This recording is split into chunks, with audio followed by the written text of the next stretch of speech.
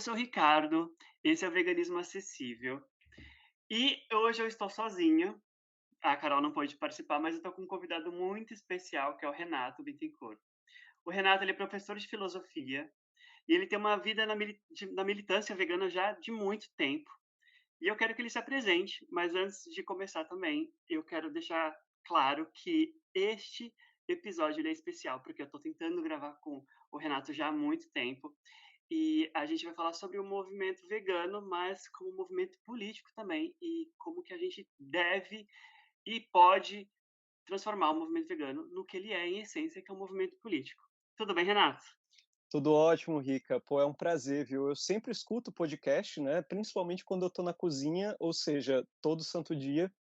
E, pô, é uma honra. Obrigado pelo convite, viu? Uma pena a Carol não tá aqui, mas também já mando um beijo para ela. Fica aí o registro. Sou muito fã da Carol também, sou fã do teu trabalho. E vamos que vamos, afinal é preciso repolitizar o veganismo, né? Exato, exato. A Carol não pode estar aqui, não pôde estar aqui porque ela está ocupada com a faculdade, ocupada com o trabalho, e a gente sabe muito bem que morar na periferia e trabalhar e estudar em São Paulo ainda não é muito fácil, não é fácil, na verdade. E por isso hoje eu resolvi gravar com o Renato para a gente ter esses últimos episódios de 2022, porque o ano está acabando e a gente precisa também falar sobre política, porque o ano ainda não acabou e tem muita água rolando debaixo da ponte.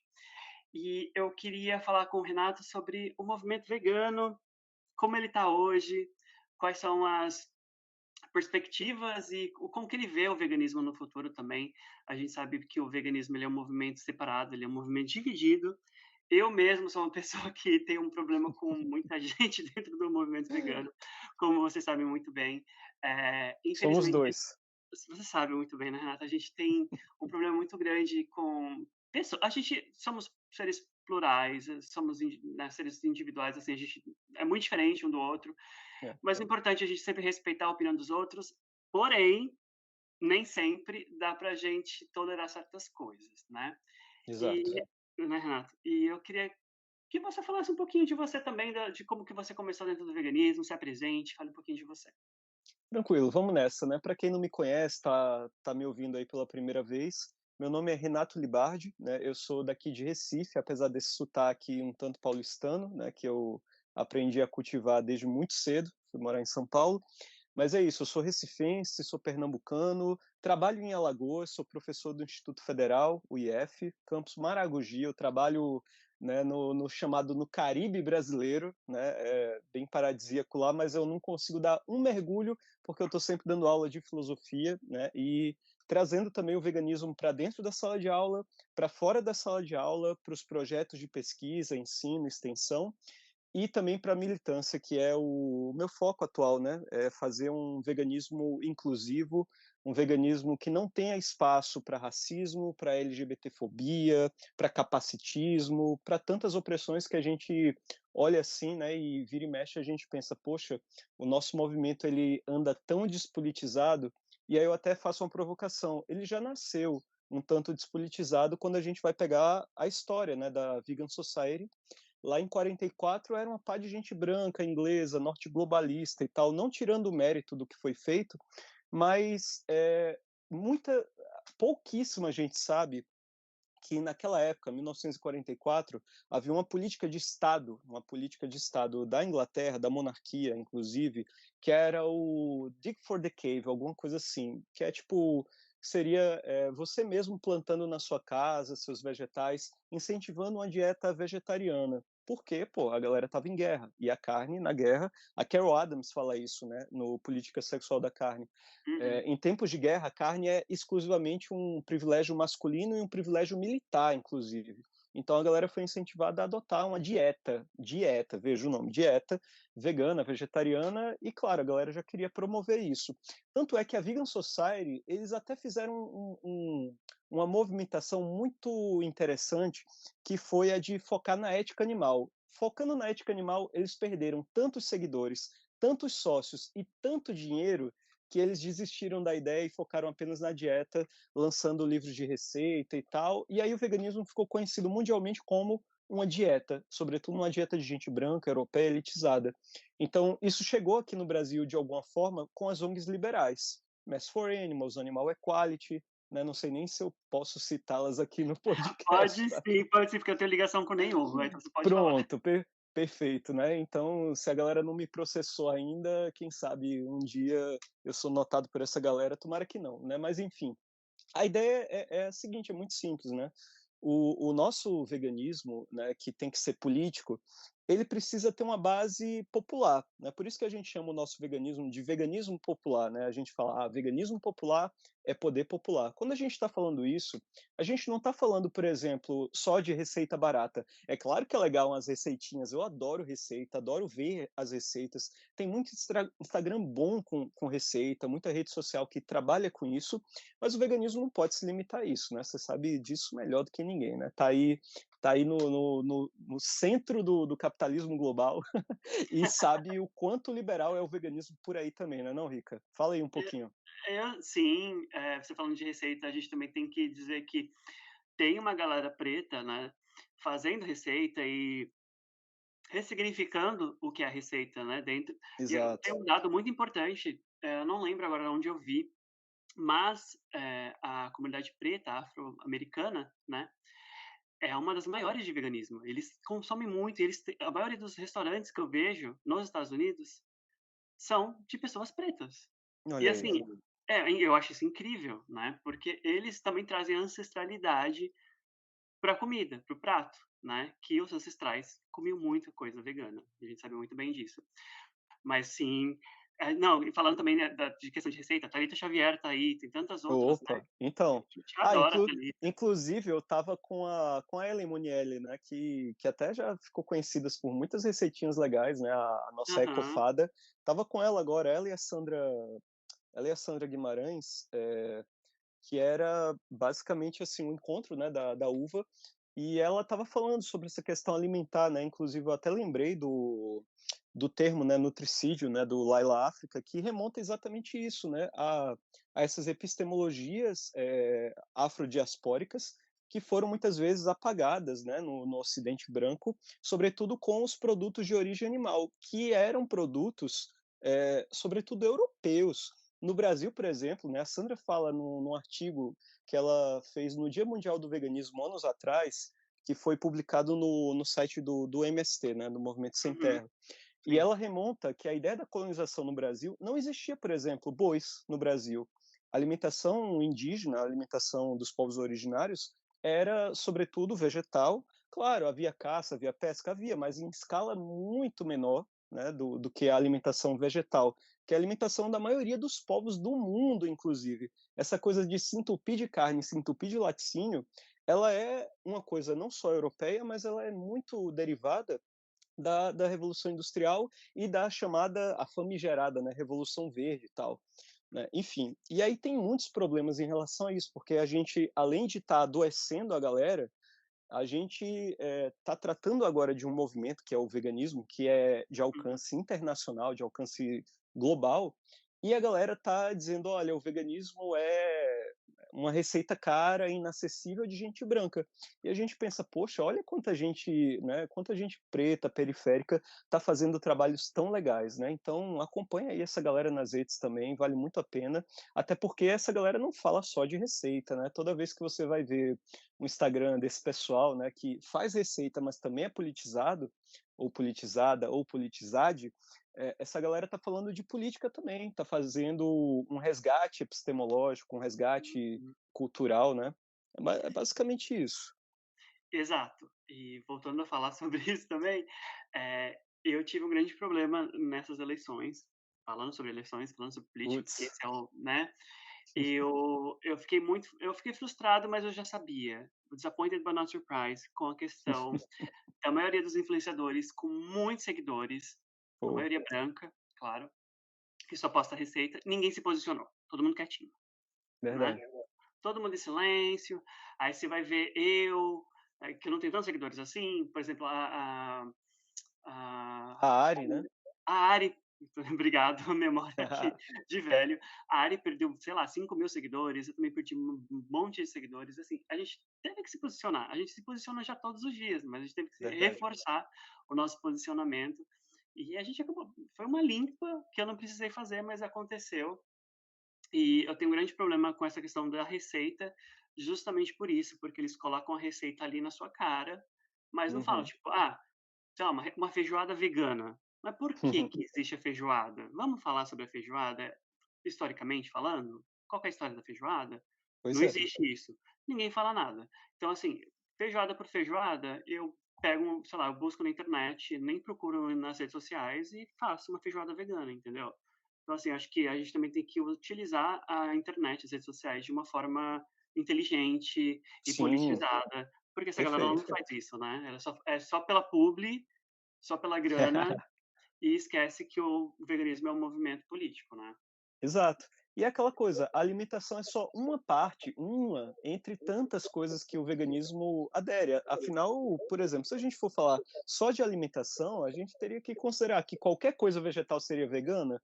Não, obviamente que não. Você tem, por exemplo, a Friboi, a JBS, ou aí Uhum, nos Estados Unidos, né? Imagino que a Tyson Foods também tem uma linha vegetal. sim. É, pô, como é que a gente pode imaginar uma comida, entre aspas, com selo vegano, que venha de grandes indústrias da pecuária? Né? É contraditório isso. E eu ainda vou mais além. Tem gente que prefere parceria com a JBS, com a Unilever, e rechaça, por exemplo, o MST, porque de Uhum, fato o MST tem um setor leiteiro, tem um setor pecuarista, né? Dentro da própria agricultura familiar existe sim essas práticas, mas cá entre nós, eu acho que é muito mais coerente com nossos valores e com a nossa proposta de mudança política, tentar veganizar ou tornar o veganismo acessível dentro dos movimentos sociais populares, do que, por exemplo, multinacionais que estão literalmente cagando para movimentos políticos, como é o caso do veganismo, né? Vai ser apenas um nicho de mercado. Inclusive, lembrando, né, nessa questão da nossa tradição política, pega, por exemplo, a Angela Davis. A Angela Davis, ela basicamente, naquele livro Mulheres, Raça e Classe, que aqui no Brasil foi lançado pela Boitempo anos atrás, deixa eu ver, eu acho que foi em 2016, no ano do impeachment da Dilma, né, do golpe, ela estava falando lá na página 19. Eu não estou nem com o livro aqui na minha mão, é porque eu lembro de cabeça que eu cito direto isso. Vou até pegar o livro aqui que está perto. Mas na página 19, basicamente, a Angela Davis ela remonta um paralelo entre a escravidão no período colonial, e uma analogia com os bezerros que são separados, né, apartados das suas mães, né, as vacas. Ela coloca aqui na página 19, eu vou abrir aspas aqui, né? Estou citando. A exaltação ideológica da maternidade, tão popular no século XIX, não se estendia às escravas. Na verdade, aos olhos dos seus proprietários, elas não eram realmente mães, eram apenas instrumentos que garantiam a ampliação da força de trabalho escrava. Elas eram reprodutoras, animais cujo valor monetário poderia ser calculado com precisão a partir da sua capacidade de se multiplicar. Uma vez que as escravas eram classificadas como reprodutoras e não como mães, suas crianças poderiam ser vendidas e enviadas para longe como bezerros separados das vacas. Ou seja, a Angela Davis, que é uma vegana, pouca gente sabe disso, né? Mas a Angela Davis é vegana. Ela está fazendo uma analogia de como a opressão animal ela se interliga não apenas por um esforço semiótico exagerado, mas por uma questão real de você ter uma interseccionalidade das dores e do sofrimento. Eu estava com a Sandra, né, como eu te falei mais cedo, uhum. eu estava com a Sandra foi ontem, hoje é, perdão, Hoje é quarta. pois é, hoje é quarta, não, anteontem, foi na segunda-feira, eu estava com a Sandra, eu estava com a Ellen Monielli também, e a Sandra falou o seguinte, olha, a esquerda tinha que repensar um pouco dessa coisa de não deixar ninguém para trás. Se lembra, né, quando teve a eleição, né, do fascista do Bolsonaro, rolou aquela comoção de ninguém solta a mão de ninguém. Engraçado Lembro. porque ninguém nunca deu as mãos para os animais, né? Então a gente puxa a orelha da esquerda. Mas a gente puxa a orelha também dos veganos que ainda não são de esquerda, que não se identificam com a esquerda e que não se identificam ou por uma falta de consciência de classe, acha que é Uhum. pobre prime mesmo e tá tudo certo, né? O vira-lata caramelo que acha que tem descendentes nórdicos nos lobos da Antuérpia, mas, né, no final das contas, é classe trabalhadora como todos nós. Então, a gente vê tradições como Angela Davis, como Elisée Reclus, como caramba, o Kropotkin, vários socialistas desde o século XIX. Pega, por exemplo, a Mary Wollstonecraft, a que escreveu a primeira obra filosófica sobre os direitos das mulheres, lá em 1792, se eu não me engano.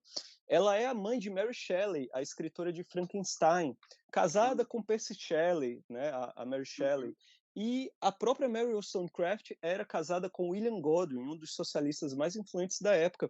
Todos os quatro, essa família linda, né, do século XIX, aliás, do século XVIII, né, século XVIII para o século XIX, todos eram vegetarianos. Não por princípios apenas espirituais, mas por princípios éticos. O Pitágoras falava que sangue chama sangue, os hábitos correspondem aos costumes e isso pode nos levar a um derramamento de sangue. Então a gente tem uma tradição muito política no veganismo que foi esquecida e que foi engolida pelo veganismo liberal e dietético, e que hoje a gente faz um esforço enorme para resgatar, porque senão a gente vai cair no veganismo da Xuxa. Né? Me perdoem quem gosta da Xuxa, mas Não, fala da Xuxa aqui, é, mulher também. quem não lembra daquela live que ela fez, acho que foi ano retrasado, Aham. a uma live com a Alerj, onde ela estava, Assembleia Legislativa do Rio de Janeiro. Ela falava que, em vez de fazer testes em animais, deveríamos fazer testes farmacológicos e químicos em pessoas do sistema carcerário. Né? Isso é extremamente racista, isso é extremamente desumano, é extremamente despolitizante. A gente teve, por exemplo, o Dado Dolabella dizendo que não ia se vacinar porque ia esperar uma vacina vegana. Teve o Djokovic, essas celebridades idiotas que aderem ao veganismo por uma moda, sei lá o quê. Né? Tem uma galera toda que acaba despolitizando o veganismo porque, gente, sinceramente, só aparece gente sem noção, pô. E é complicado. Né? O que é que você acha? Eu concordo com tudo o que você disse e eu tenho uma pergunta para você. A gente está falando de esquerda, na esquerda, a esquerda ela ainda não abraçou tanto o veganismo, né? Verdade. Infelizmente, nós 2 somos de esquerda, né. Nessas eleições eu também percebi que, cara, a gente falar de veganismo com a esquerda é uma coisa, assim, horrorosa. Sim. Me dá um medo, assim, fico: "Gente, mas como assim? Vocês não", sabe, a gente Se pode bem, falar de qual Rica, que hã. eu vou te dizer, nos anos que eu tenho militado entre o veganismo e entre a esquerda, né, eu sou anarquista, né, milito em sindicato, coletivo, né, eu Uhum, não sou uhum, organizado no partido, né, por ser anarquista, mas milito e convivo com gente, inclusive, da institucionalidade, uhum. partidos, e eu vou te dizer, anos atrás era mais difícil esse diálogo.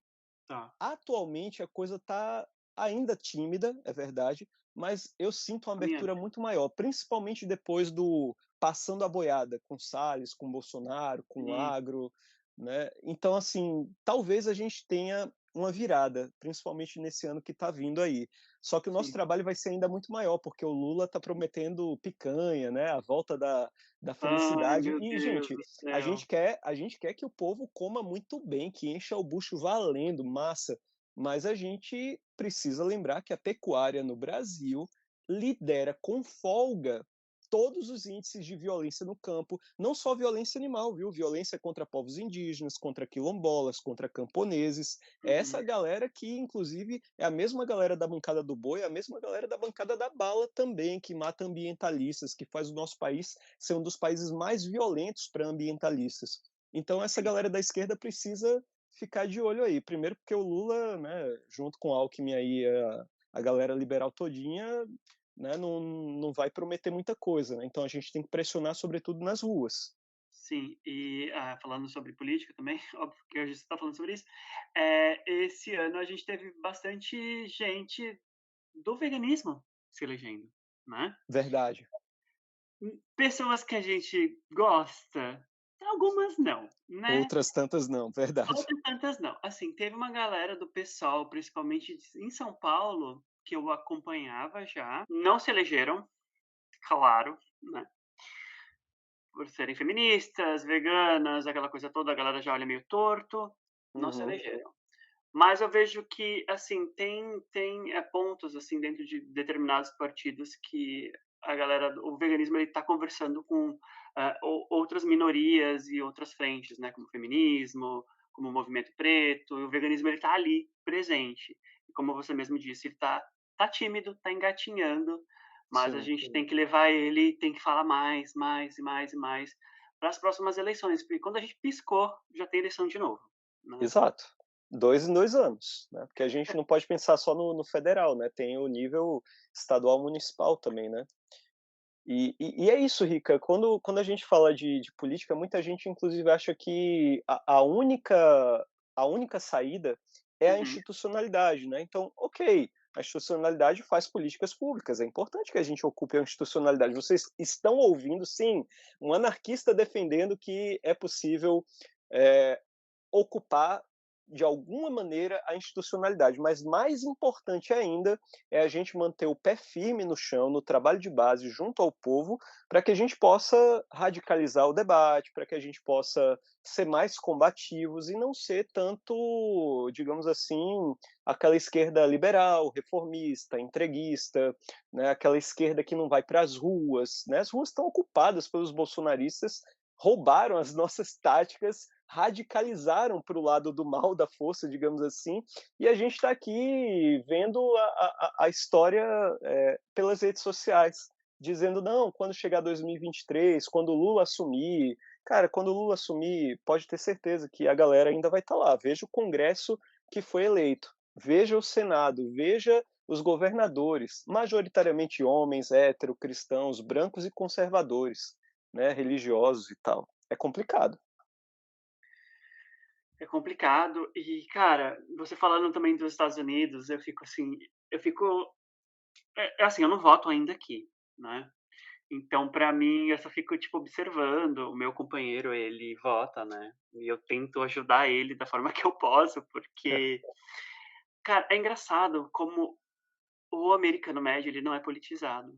Ele não é politizado, É, ele vota assim, vota por papel, pra quem não sabe ainda, vota por papel, você vota pelo correio, umas coisas assim, tipo, cara, que ano é hoje?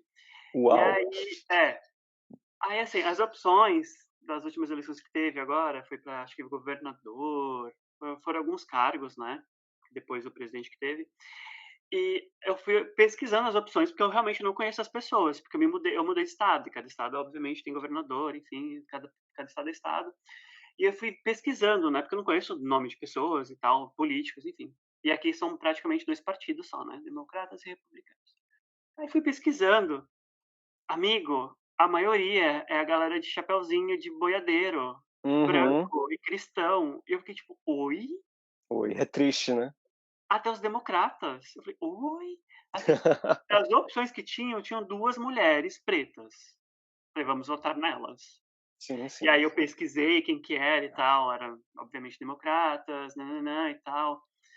Tinha uma assim, eu olhava o site, tinha uma inclusão ali de, né, de minorias, LGBTQIA+, nã-nã-nã, falei: "Ai, vamos nos menos piores", porque assim, se você for olhar, é uma galera de mais idade. É só você ver os candidatos à presidência, uma galera com, sei lá, tipo, beirando a morte, com Sim. mais quase mais de 80 anos, né.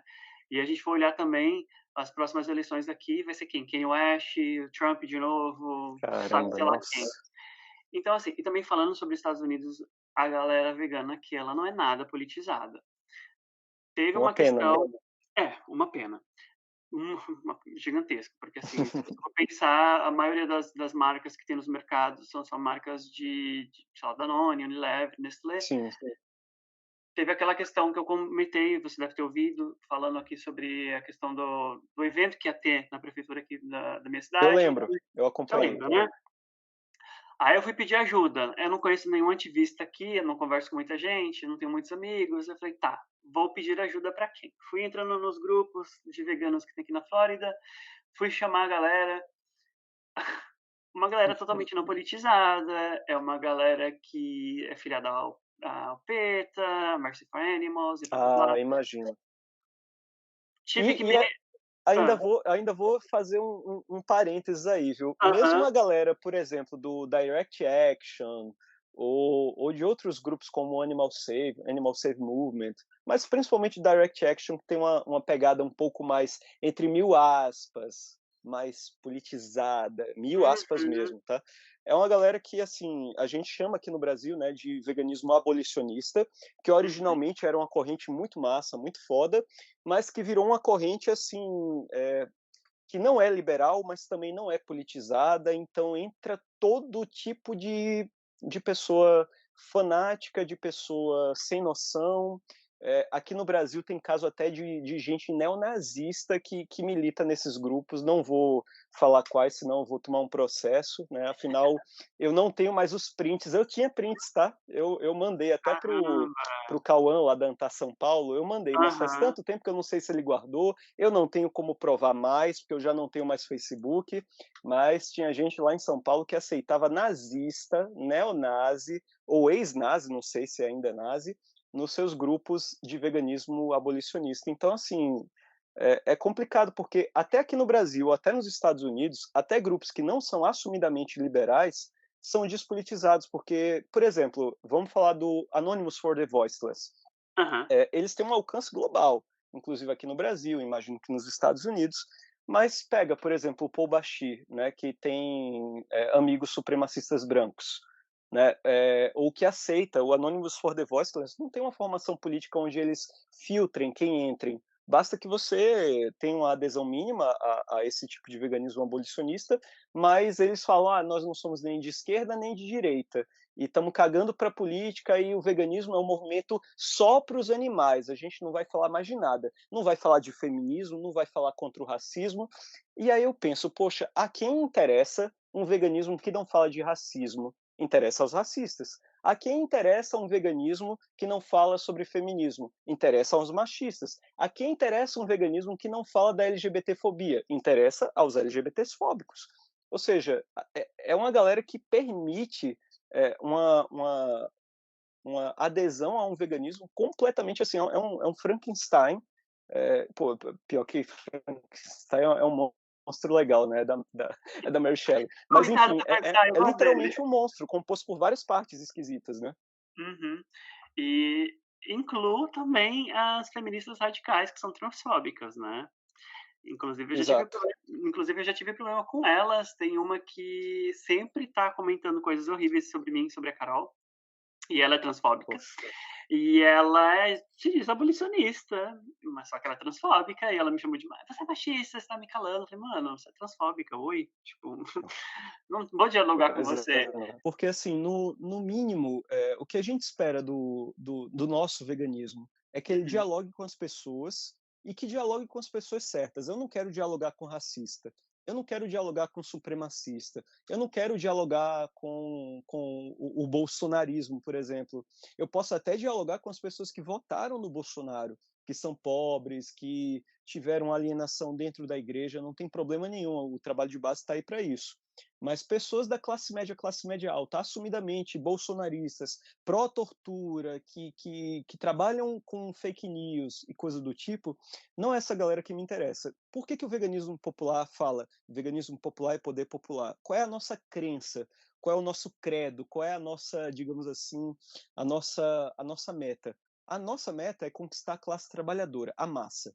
A massa sempre foi, historicamente, o motor de todas as mudanças e transformações profundas dentro do campo cultural, educacional, econômico, político, são as massas. Vocês podem até, sei lá, quem está ouvindo pode até pensar, não, Renato, mas as evoluções foram feitas, as evoluções liberais, pega a Revolução Francesa, pega a Revolução Inglesa, pega, por exemplo, as revoluções liberais no Brasil, até a Revolução Pernambucana, foram movimentos protagonizados ou ideologicamente pensados pelos liberais usando as massas populares. Sim, ok, uhum. mas você vai dizer que a escravidão, por exemplo, ou que as mulheres só conquistaram direitos porque eles foram dados por pessoas brancas e liberais? Não. Isso foi feito a partir da pressão das massas. Se a galera que estava na institucionalidade, uma galera branca, se sentiu pressionada e para não perder o braço deu o dedo mindinho, beleza, né? A gente está mostrando para que a gente veio. Então, sim, o veganismo precisa ser uma luta popular, das massas. Não adianta, por exemplo, a gente ficar tentando convencer e veganizar a classe média, ou apenas veganizar pessoas, tá? Uma coisa importante. Isso aí já não é uma fala minha, tá? Que eu vou parafrasear o que eu ouvi da Sandra Guimarães no Encontro da Uva, que teve aqui em Recife. Ela falou uma coisa muito acertada e eu concordo com ela. Ela disse que a gente poderia mudar a nossa estratégia.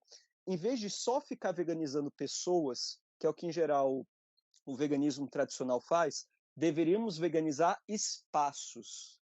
Por veganizar espaços, estamos falando aqui aquele encontro, por exemplo, você vai dar uma comida vegana, uma super distribuição de marmitas, e quem está puxando isso, por exemplo, é o MTST, tá? É o Movimento dos Trabalhadores Sem Teto. Massa, se você tem uma galera vegana dentro das cozinhas solidárias do MTST e que podem propor, por exemplo, marmitas de feijoada vegana e veganizar os espaços, isso é muito mais eficaz e tem muito mais potência do que, por exemplo, convencer uma pessoa que mora num apartamento, que frequenta um shopping, que tem um salário acima de 7.000 reais. É diferente, sabe, você tentar veganizar a galera da classe média e você veganizar espaços da classe trabalhadora.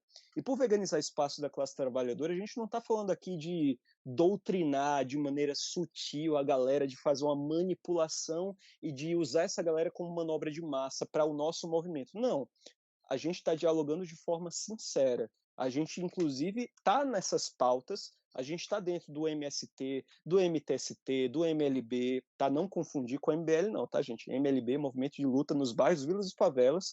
A gente está em todos os movimentos sociais, não para apenas veganizar. A gente está porque a gente acredita que o mundo do veganismo, o mundo da libertação animal, é um mundo socialista, é um mundo ecossocialista, é um mundo onde as massas oprimidas, onde todas as pessoas que já sofreram algum tipo de discriminação, elas consigam enxergar nos animais também irmãos de dor, ou seja, consigam enxergar no veganismo um aliado, não apenas alguém que está tentando te doutrinar por uma moral particular e ética, até porque o veganismo ele não é só uma ética, né? Ele é um movimento que está falando, olha, a pecuária, a pesca industrial está acabando com o planeta, está acabando com nossas vidas, está alavancando, inclusive, o que a gente chama de racismo ambiental, né? A gente tem hoje, por exemplo, países periféricos que não são do norte global, sendo literalmente inundados, sofrendo secas terríveis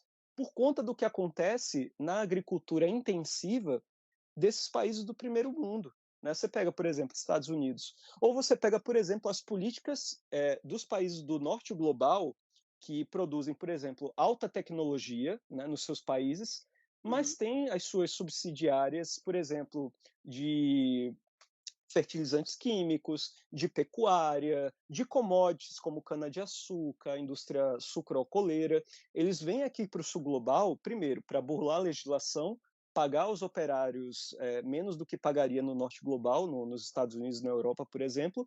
Não só poluem, não só desmatam, não só acabam com tudo aqui, como nos tornam dependentes. Ou seja, a gente está falando aqui que o capitalismo ele é um câncer que faz com que a gente aqui no Brasil, no sul global, viva um capitalismo dependente. A gente está mandando, Rica, cana-de-açúcar, soja, gado, né? A gente não produz, por exemplo, tecnologia de alta ponta, de alta complexidade. A gente continua subdesenvolvido por conta de ser o celeiro do mundo. E o que é o celeiro? É o agronegócio, é a pecuária, é o que ainda mantém o Brasil na subserviência global. Né? Então, se a gente está falando, inclusive, de soberania nacional, alô, a galera aí do Partidão, do PCB, que gosta tanto de atacar, né? Eu não estou generalizando, mas vira e mexe tem umas falas contra os ecossocialistas e tal. A galera aí do Partidão do PCB, se liga aí, né, que preciso, vocês que falam tanto de soberania nacional, de um projeto comunista para o Brasil, um projeto de libertação nacional, né? A galera do Partidão aí que eu tenho a maior simpatia do mundo, tá? Sou amigo de muitas pessoas do PCB.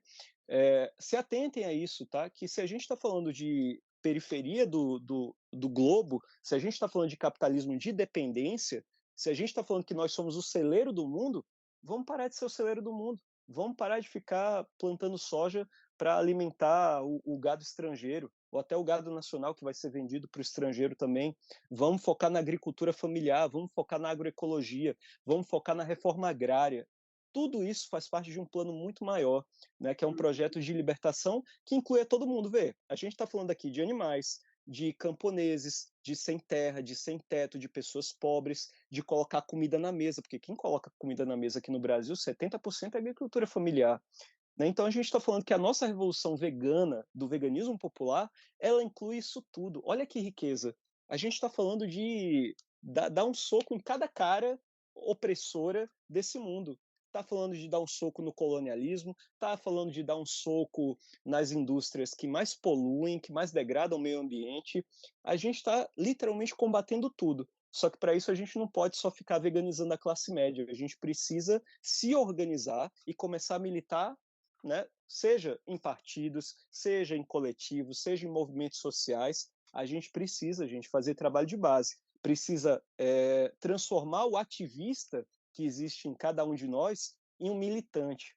Militante, diferente do ativista, cada um tem a sua importância, mas o militante é uma pessoa que está organizada coletivamente, que tem uma agenda de vida, que respira a revolução, que respira as mudanças que quer ver para o mundo.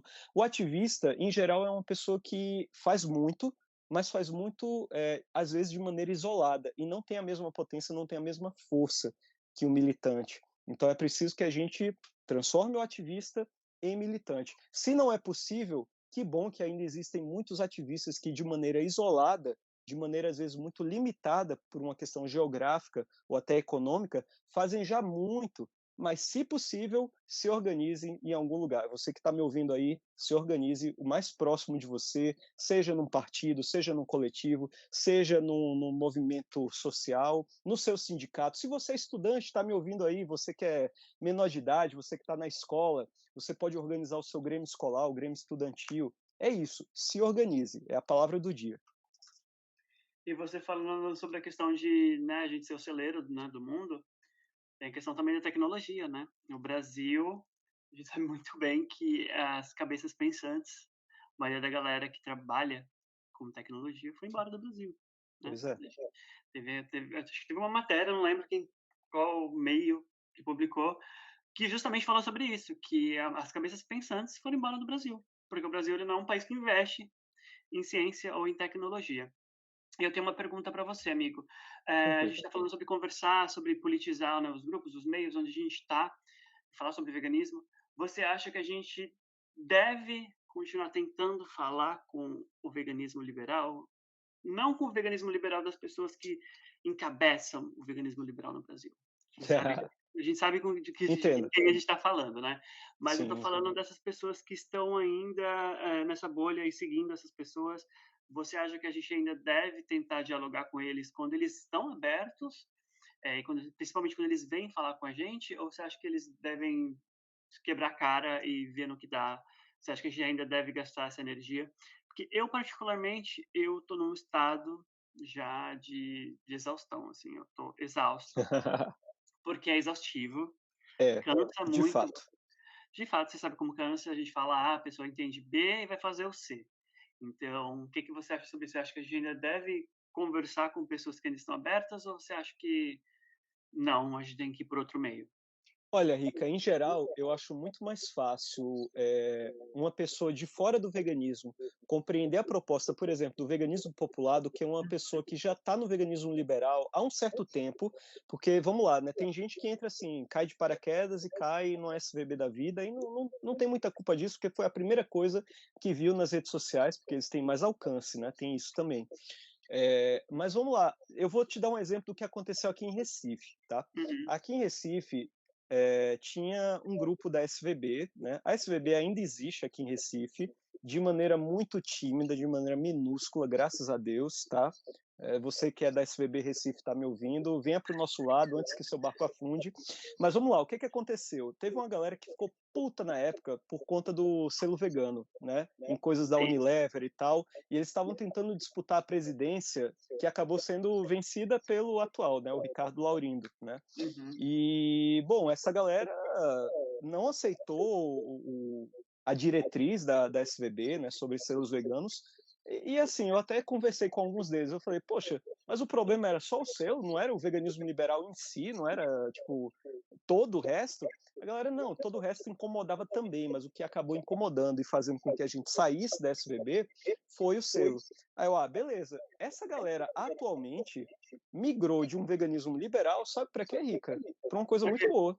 Para a UVA, para a União Vegana de Ativismo, que foi fundada inclusive aqui em Recife, né, pela Sandra Guimarães e Companhia Limitada. Acho que o Tiago Ávila estava aqui na época, a Sabrina Fernandes também. E eles fizeram o primeiro encontro, né, o ENUVA, né, o encontro da União Vegana de Ativismo, e boa parte dessa galera que era do veganismo liberal aqui em Recife foi se politizando aos poucos, e até hoje está nesse processo. Eu ainda dialogo com muita gente lá, sou próximo do pessoal da UVA daqui, né, para inclusive fazer uma divulgação, tá? Eles têm o arroba Aveg, eu acho que é Aveg Recife, que é o coletivo da União Vegana de Ativismo aqui, local. Depois eu vou fazer um jabazinho, tá? Se você me permitir, da minha organização também, que é Permito, Antar. sim, eu amo a galera Mas, da Uva, eles me seguem né? também, a gente já fez Pronto. parceria. A gente adora a uva e a uva tem um veganismo muito politizado. Inclusive, quem falou a palavra veganismo popular pela primeira vez na vida, no léxico, foi a Sandra Guimarães, né? A gente acabou adotando.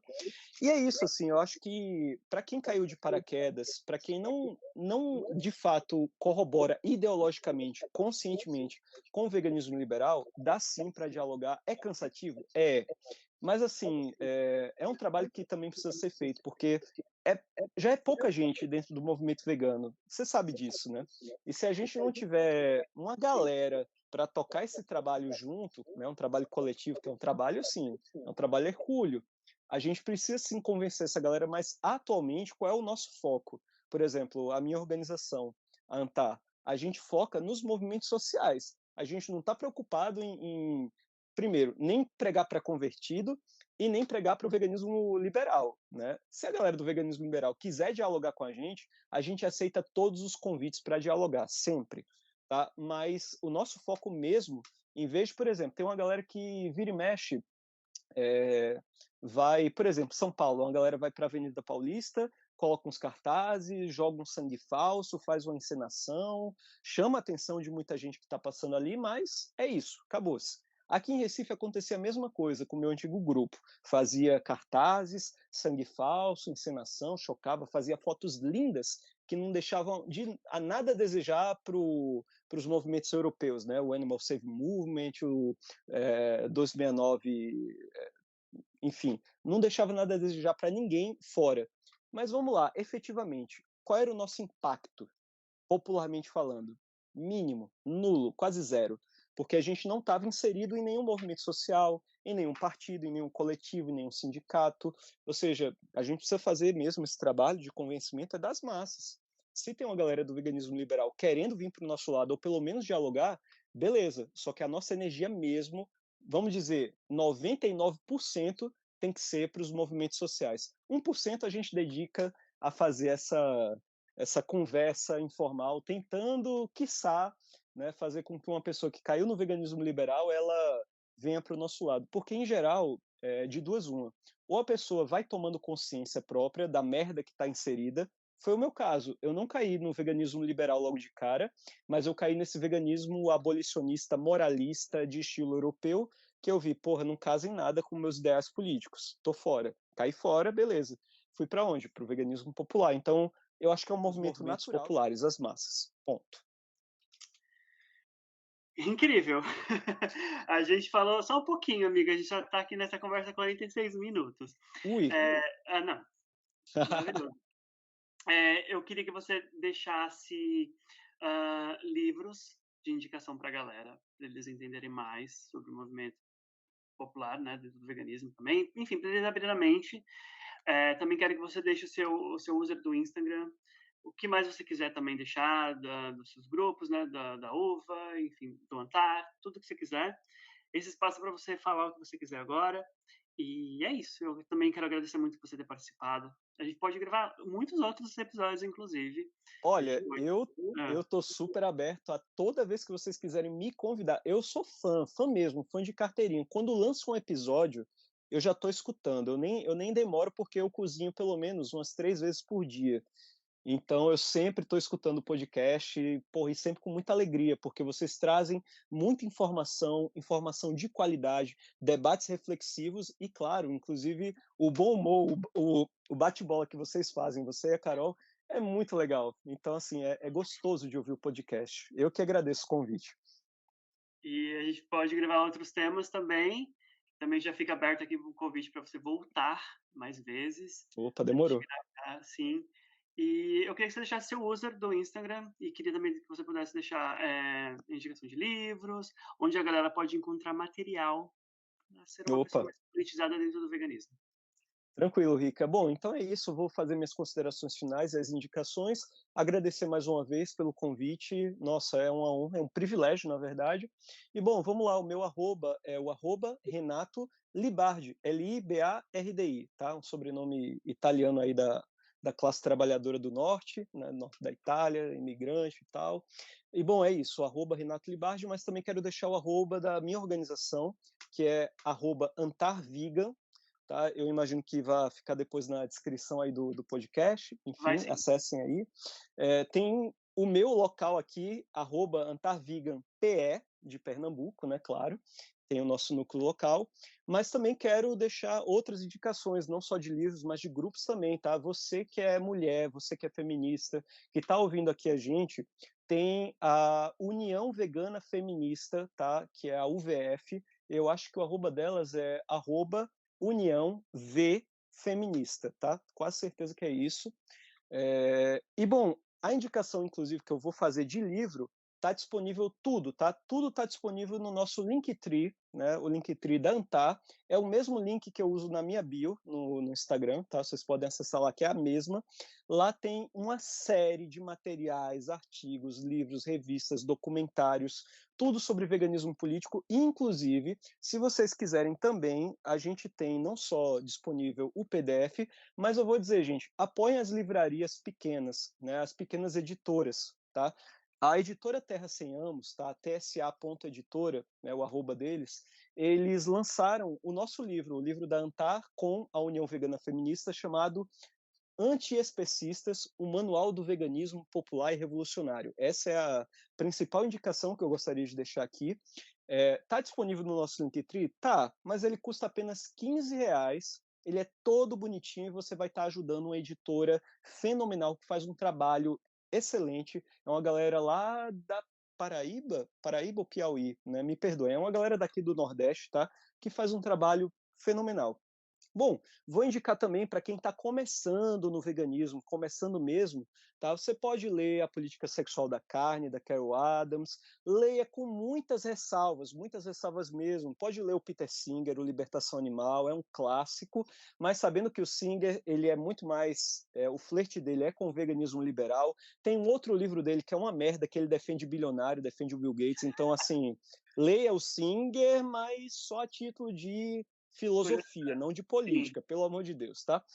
E é isso, gente, assim, as indicações todas, eu poderia dar, tipo, uns 30 livros aqui, eu vou deixar o nosso Linktree aí, tá, o Linktree da Antar, mas eu também vou deixar para vocês um outro que não é um livro vegano, 100% vegano, mas é escrito por uma pessoa vegana, que é a Angela Davis. Leiam, tá, o Mulheres, Raça e Classe, que eu até comentei ali um trecho aqui no podcast, tá? Porque a Angela Davis vira e mexe, ela está falando dessas conexões entre o que acontece na opressão animal e na opressão humana, sobretudo na opressão racista. É isso, gente. Acessem o Linktree e vocês podem encontrar tudo no nosso arroba, tá? Arroba AntarVeganPE, no meu Instagram também, o arroba Renato Libardi. E é isso, Rica, para não a gente não ficar demorando aqui, tá? Porque a galera deve estar no finalzinho de podcast, é aquela hora que você tá meio que já se preparando para desligar o celular, né, e diz, não, eles só vão dar um bocado de propaganda aqui, eu já vou sair. Não saiam não, tá? Vamos escutar a mensagem final, que qual é, gente, a mensagem final que eu gostaria de deixar para todos, tá? Se organizem, já passou da hora da gente se organizar num coletivo, num movimento social, no seu sindicato, se você trabalha, se sindicalize, se você é estudante, colabore ou crie ou faça o seu grêmio estudantil na sua escola. Se você é anarquista, você tem os coletivos filiados acabe a coordenação anarquista brasileira, né, é o meu caso. Se você não é anarquista, se você é marxista, marxista-leninista, tem o PCB. Se você é ecossocialista, tem uma porrada de tendências maravilhosas ligadas ao PSOL, o próprio PSOL. Enfim, tem o Subverta aí da galera de São Paulo, tem o Movimento Bem Viver espalhado Brasil afora. Tem muita gente fazendo muita coisa boa, então não falta lugar para você se organizar. Renato, mas eu moro no interior, numa brenha fodida aqui, sei lá da onde, não tem nada, nenhum partido, nem nada, nada, nada. Crie você mesmo, do zero, um coletivo, coloque o nome, faça uma logo, chame uma galera da sua cidade, chame uma galera da cidade vizinha, faça uma reunião e toque esse trabalho para frente, porque assim, sozinho a gente até faz alguma coisa, mas junto a gente é forte. Eu vou até parafrasear aqui, pô, não sei se alguém que está ouvindo é da Bahia. Quem é da Bahia vai conhecer um time de futebol que é o Vitória. O Vitória tem uma torcida organizada chamada Os Imbatíveis. Uma vez eu vi num jogo eles estenderem uma faixa que eu achei a coisa mais linda. É uma frase que tem muita consciência de classe. Eles estenderam uma faixa que era: sozinhos somos fortes, juntos somos imbatíveis, né? Parafraseando o próprio nome da torcida. Então é isso, essa é a mensagem que eu deixo aqui no final. Juntos somos imbatíveis e apenas coletivamente a gente pode chacoalhar, balançar essas estruturas, tocar o terror no capitalismo, né? Enfim, mostrar nossa cara e dizer que a gente não vai aceitar de mão beijada a entrega do nosso planeta para uma pá de gente sádica, para uma pá de gente sociopata que está cagando para os animais, que está cagando para seres humanos. Então é isso, vamos todo mundo, né, dar as mãos e lutar coletivamente, porque só a luta muda a vida. É isso, Rica. Um abraço para ti, um abraço para Carol e um abraço para todo mundo que está nos ouvindo. Eu que agradeço, amigo. Para quem ainda não me segue no Instagram, segue lá, Virando Rica com 2 Cs. Agradeço muito a participação e a gente se vê numa próxima. Tchau!